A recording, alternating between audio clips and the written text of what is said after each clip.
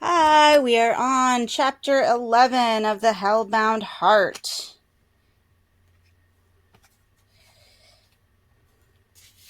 We'll be finishing it today. 11:1. Rory stood in the hallway and stared at Julia, his Julia, the woman he had once sworn to have and to hold till death did them part. It had not seemed such a difficult promise to keep at the time. He had idolized her for as long as he could remember, dreaming of her by night and spending the days composing love poems of wild ineptitude to her. But things had changed, and he had learned, as he watched them change, that the greatest torments were often the subtlest. There had been times of late when he would have preferred a death by wild horses to the itch of suspicion that had so degraded his joy. Now, as he looked at her standing at the bottom of the stairs, it was impossible for him to even remember how good things had once been. All was doubt and dirt. One thing he was glad of, she looked troubled. Maybe that meant there was a confession in the air, indiscretions that she would pour out, and he would forgive her for a welter of tears and understanding. "You look sad," he said. She hesitated, then said, "It's difficult, Rory." "What is?"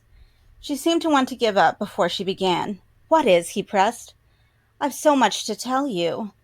Her hand, he saw, was grasping the banister so tightly the knuckles burned white. "I'm listening," he said. He would love her again if she'd just be honest with him. "Tell me," he said. "I think maybe it would be easier if I showed you," she told him, and so saying, led him upstairs. 2.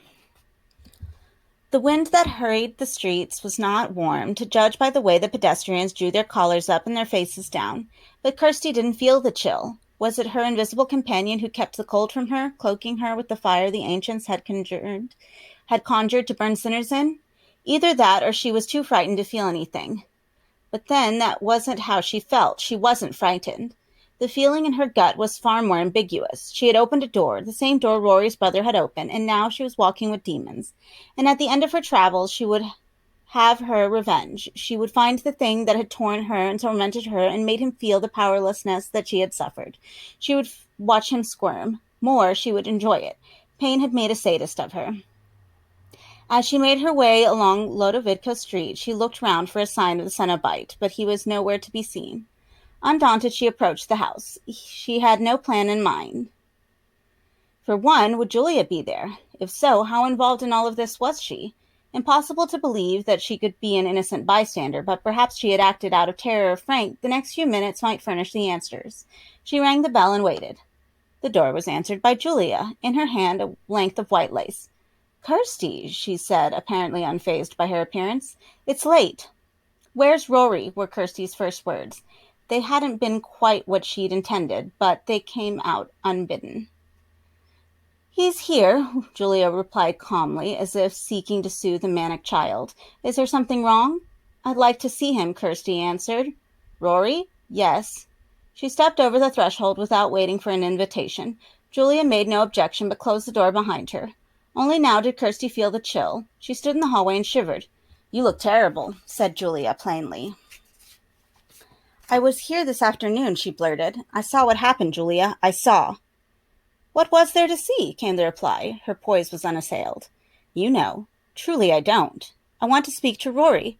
"Of course," came the reply. "But take care of him, will you? He's not feeling very well."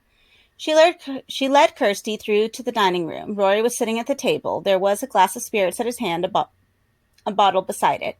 Laid across an adjacent chair was Julia's wedding dress. The sight of it prompted recognition of the lace swath in her hand. It was the bride's veil. Rory looked much the worse for wear. There was dried blood on his face and at his hairline. The smile he offered was warm but fatigued. "What happened?" she asked him. "It's all right now, Kirsty," he said. His voice barely aspired to a whisper. "Julia told me everything, and it's all right." "No," she said, knowing that he couldn't possibly have the whole story. "You came here this afternoon. That's right. That was unfortunate. You asked me." She glanced at Julia, who was standing at the door, then back to Rory. "I did what I thought you wanted." "Yes, I know. I'm sorry you were dragged into this terrible business." "You know what your brother's done?" she said. "You know what he summoned?" "I know enough," Rory replied. "The point is, it's over now." "What do you mean?" "Whatever he did to you, I'll make amends." "What do you mean, over?" "He's dead, Kirsty." Deliver him alive, and maybe we won't tear your soul apart. Dead? We destroyed him, Julie and I. It wasn't so difficult. He thought he could trust me. You see, he thought that blood was thicker than water. Well, it isn't. I wouldn't suffer a man like that to live. She felt something twitch in her belly. Had the Cenobites got their hooks in her already, snagging the carpet of her bowels? You've been so kind, Kirsty, risking so much coming back here. There was something at her shoulder. Give me your soul, it said. I'll go to the authorities when I feel a little stronger. Try and find a way to make them understand. You killed him? She said. Yes. I don't believe it, she muttered. Take her upstairs, Rory said to Julia. Show her. Do you want to see? Julia inquired. Kirsty nodded and followed. It was warmer on the landing than below, and the air greasy and gray like filthy dishwater. The door to Frank's room was ajar. The thing that lay on the bare boards in a tangle of torn bandaging still seemed. His neck was clearly broken, head set askew on his shoulders. He was devoid of skin from head to foot. Kirsty looked away, nauseated. Satisfied? Julia asked. Kirsty didn't reply, but left the room and stepped onto the landing. At her shoulder, the air was restless. You lost, something said, close by her. I know, she murmured. The bell had begun to ring, tolling for her, surely, in a turmoil of wings nearby, a carnival of carrion birds. She hurried down the stairs, praying that she wouldn't be overtaken before she reached the door. If they tore her heart out, let Rory be spared the sight. Let him remember her strong, with laughter on her lips, not please. Behind her, Julia said, Where are you going? When there was no reply forthcoming, she went on talking. Don't say anything to anyone, Kirsty, she insisted. We can deal with this, Rory and me. Her voice had stirred Rory from his drink. He appeared in the hallway. The wounds Frank had inflicted looked even more severe than Kirsty had first thought. His face was bruised in a dozen places, and the skin at his neck ploughed up. As she came abreast of him, he reached out and took her arm. Julia's right, he said. Leave it to us to report, will you? There were so many things she wanted to tell him at the moment, but time left room to none. The bell was getting louder in her head. Someone had looped their entrails around her neck and was pulling the knot tight. It's too late, she murmured to Rory and pressed his hand away. What do you mean? He said to her as she covered the yards to the door. Don't go, Kirsty, not yet. Tell me what you mean. She couldn't help but offer him a backward glance, hoping that he would find in her face all the regrets she felt. It's all right, he said sweetly, still hoping to heal her. Really, it is. He opened his arms. Come to Daddy, he said. The phrase didn't sound right out of Rory's mouth. Some boys never grew to be daddies, however many children they sired. Kirsty put out a hand to the wall to steady herself. It wasn't Rory who was speaking to her. It was Frank. Somehow it was Frank. She held on to the thought through the mounting din of bells, so loud that her skull seemed ready to crack open. Rory was still smiling at her arms extended. He was talking too, but she could no longer hear what he said. The tender flesh of his face shaped the words, but the bells drowned them out. She was thankful for the fact. It made her easier to defy the evidence in her eyes. I know who you are, she said suddenly, not certain whether her words were audible or not, but unquenchably sure that they were true. Rory's corpse was upstairs, left to lie in Frank's shunned bandaging. The usurped skin was now wed to his brother's body, the marriage sealed with the letting of blood. Yes, that was it. The coils around her throat were tightening. It could only be moments before they dragged her off. In desperation, she started back along the hallway toward the thing in Rory's face. It's you, she said. The face smiled at her undismayed. She reached out and snatched at him. Startled, she took a step backward to avoid her touch, moving with graceful sloth, but somehow still managing to avoid her touch. The bells were intolerable. They were pulping her thoughts, tolling her brain tissue to dust. At the rim of her sanity, she reached again for him, and this time he did not quite avoid her. Her nails raked the flesh of his cheek, and the skin, so recently grafted, slid away like silk. The blood-buttered meat beneath came into horrid view. Behind her, Julia screamed. And suddenly the bells weren't in Kirsty's head any longer. They were in the house, in the world. The hallway lights burned dazzlingly bright, and then, their filaments overloading, went out. There was a short period of total darkness, during which time she heard a whimpering that may or may not have come from her own lips. Then it was as if fireworks were spluttering into life of the walls and the floor. The hallway danced. One moment an abattoir, the walls running scarlet. The next a boudoir, powder blue, canary yellow. The moment following that, a ghost train tunnel, all speed and sudden fire. By one flaring light, she saw Frank moving toward her, Rory's discarded face hanging from his jaw. She avoided his outstretched arm and ducked through into the front room.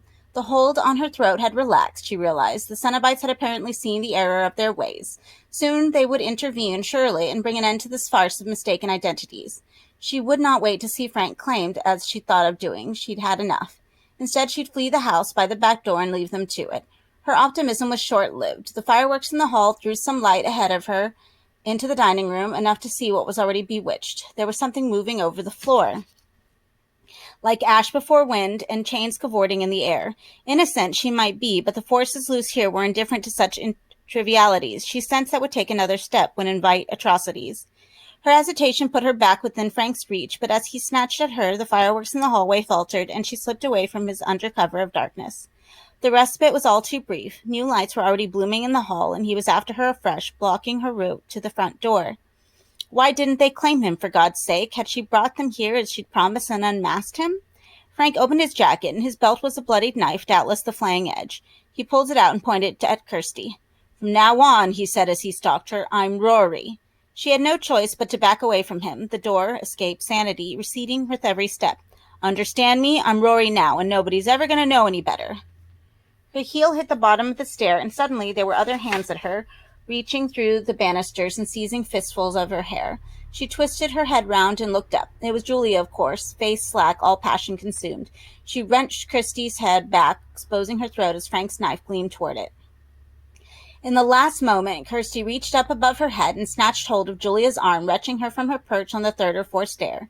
Losing both her balance and her grip on her victim, Julia let out a shout and fell, her body coming between Kirsty and Frank's thrust. The blade was too close to be averted. It entered Julia's side to the hilt. She moaned, then reeled away from the hall, the knife buried in her. Frank scarcely seemed to notice. His eyes were on Kirsty once again, and they shone with horrendous appetite. She had nowhere to go but up. The fireworks still exploding, the bell still ringing, she started to mount the stairs. Her tormentor was not coming in immediate pursuit, she saw. Julia's appeals for help had diverted him to where she lay, halfway between stairs and front door. He drew the knife from her side. She cried out in pain, and as if to assist her, she went down on his haunches beside her body.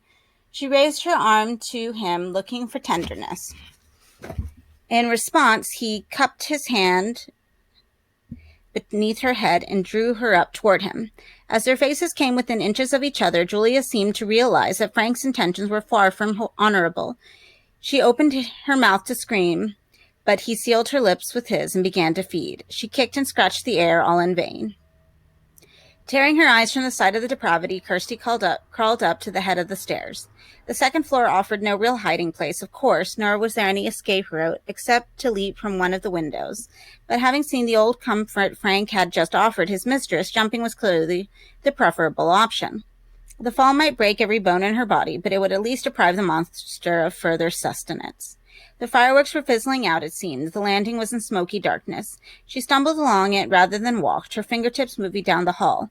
Downstairs she heard Frank on the move again. He was finished with Julia. Now he spoke as he began up the stairs with the same incestuous invitation. "Come to Daddy." It occurred to her that the Cenobites were probably viewing this chase with no little amusement and would not act until there was only one player left, Frank. She was forfeit to their pleasure. "Bastards," she breathed, and hoped they heard. She had almost reached the end of the landing. Ahead lay the junk room. Did it have a window sizable enough for her to climb through? If so, she would jump and curse them as she fell, curse them all. God and the devil and whatever lay between, curse them, and as she dropped, hope for nothing but that the concrete would be quick with her. Frank was calling her again, and almost at the top of the stairs. She turned the key in the lock and opened the junk room door and slipped through. Yes, there was a window. It was uncurtained, and moonlight fell through it in shafts of indecent beauty, illuminating the chaos of furniture and boxes. She made her way through the confusion to the window. It was wedged open an inch or two to air the room. She put her fingers under the frame and tried to heave it up far enough for her to climb out, but the sash in the window had rotted, and her arms were not equal to the task. She quickly hunted for a makeshift lever, a part of her mind coolly calculating the number of steps it would take her pursuer to cover the length of the landing. Less than 20, she concluded, as she pulled a sheet off one of the tea chests, only to find a dead man staring up at her with the chest, eyes wild. He was broken in a dozen places, arms smashed and bent up upon themselves, legs tucked up under his chin. As she went to cry out, she heard Frank at the door. "Where are you?" he inquired. She clamped her hand over her face to stop the cry of revulsion from coming. As she did so, the door handle turned. She ducked out of sight behind a felled armchair, swallowing her screams. The door opened. She heard Frank's breath slightly labored, heard the hollow pad of his feet on the boards, then the sound of the door being pulled again. It clicked. Silence. She waited for a count of 13, then peeped out of hiding, half expecting him to still be in the room with her, waiting for her to break cover. But no, he'd gone. Swallowing the breath her cry had been mounting upon had brought an unwelcome side effect. Hiccups. The first of them, so unexpected she had no time to subdue it, sounded gun-crack loud. But there was no returning step from the landing. Frank, it seemed, was already out of earshot. As she returned to the window, skirting the tea-chest coffin, a second hiccup startled her. She silently reprimanded her belly, but in vain. A third and fourth came unbidden, while she wrestled once more to lift the window. That, too, was a fruitless effort. It had no intentions of compliance.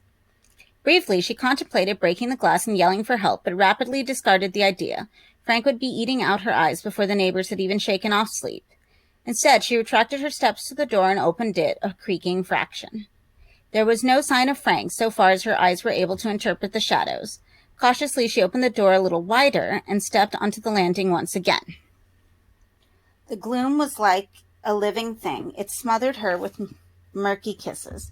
She advanced 3 paces without incident, then a fourth. On the 5th, her lucky number, her body took a turn for the suicidal. She hiccuped, her hand too tardy to reach her mouth before the din was out. This time it did not go unheard. "There you are," said a shadow, and Frank slipped from the bedroom to block her path.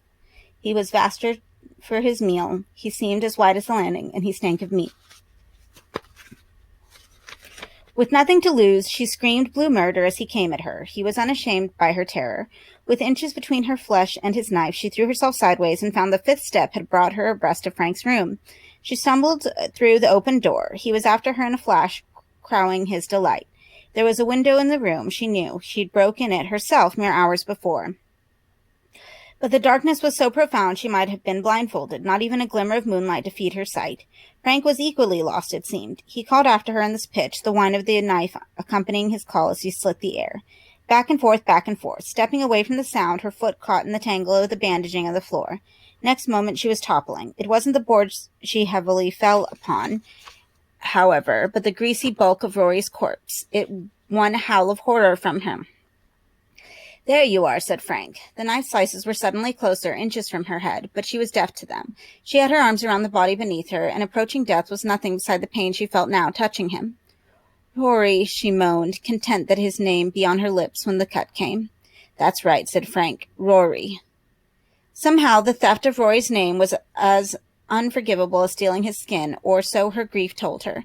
A skin was nothing. Pigs had skins. Snakes had skins. They were knitted of dead cells, shed and grown and shed again. But a name, that was a spell which summoned memories. She would not let Frank usurp it. "Rory's dead," she said. The words stung her, and with the sting the ghost of a thought. "Hush, baby," he told her.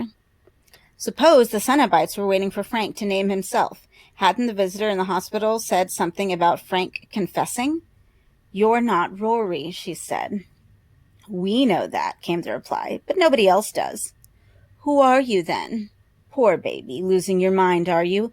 Good thing, too. Who, though?" "It's safer that way." "Who?" "Hush, baby," he said. He was stooping to her in the darkness, his face within inches of her. "Everything's going to be as right as rain." "Yes?" "Yes. Frank's here, baby." "Frank?" "That's right. I'm Frank." So saying, he delivered the killing blow, but she heard it coming in the darkness and dodged its benediction. A second later, the bell began again, and the bare bulb in the middle of the room flickered to life. By it, she saw Frank beside his brother, the knife buried in the dead man's buttocks. As he worked it out of the wound, he set his eyes on her afresh. Another chime, but he was up and would have been at her, but for the voice. It said his name lightly, as if calling out a child to play. "Frank." His face dropped for the second time that night. A look of puzzlement flitted across it, and on its heels horror. Slowly he turned his head round to look at the speaker. It was the Cenobite, its hooks sparkling. Behind it Kirsty saw 3 other figures, their anatomies catalogues of disfigurement. Frank threw a glance back at Kirsty. "You did this," he said. She nodded. "Get out of here," said one of the newcomers. "This isn't your business now." "Whore!" Frank screeched at her. "Bitch! Cheating fucking bitch!" The hail of rage followed her across the room to the door. As her palm closed around the door handle, she heard him coming after her and turned to find that he was standing less than a foot from her, the knife a hair's breadth from her body. But there he was fixed, unable to advance another milliliter. They had their hooks in him. The flesh of his arms and legs curled through the meat of his face. Attached to the hooks, chains which they held taut. There was a soft sound as his resistance drew the barbs through his muscle. His mouth was dragged wide, his neck and chest plowed open. The knife dropped from his fingers. He expelled a last incoherent curse at her, his body shuddering now as he lost his battle with their claim upon him. Inch by inch he was drawn back toward the middle of the room. "Go," said the voice of the Cenobite. She could see them no longer. They were already lost behind the blood-flecked air. Accepting their invitation, she opened the door while behind her Frank began to scream. As she stepped onto the landing, plaster dust cascaded from the ceiling. The house was growling from basement to eaves. She had to go quickly, she knew, before whatever demons were loose here shook the place apart. But, though time was short, she could not prevent herself from snatching one look at Frank to be certain that he would come after her no longer.